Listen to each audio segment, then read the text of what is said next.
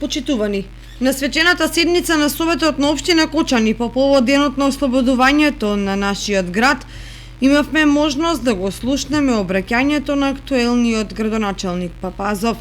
Почнатите и завршените проекти кои беа набројани несомнено се дел од инфраструктурната револуција која се случуваше во изминативе неколку години.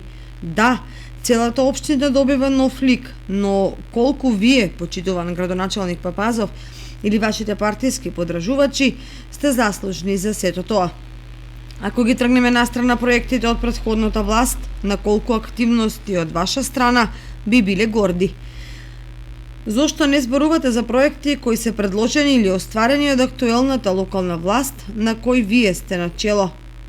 Затоа што нема или не се соодветни за споменување? Затоа што пример за еден таков ваш проект би бил подготовката на видеозаписот од добитниците на наградите кои години наназад се подготвува во општината, а сега се доделува на приватната телевизија Кочани. Колку чини овој ангажман? За ова ли граѓаните на општина Кочани ви дадоа подршка? Тие заслужуваат транспарентност и отчетност.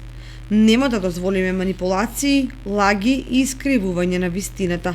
Нека ни е чести денот на ослободувањето на нашето Кочани и денот на независноста, порачуваат од општинската организација на СДСМ Кочани.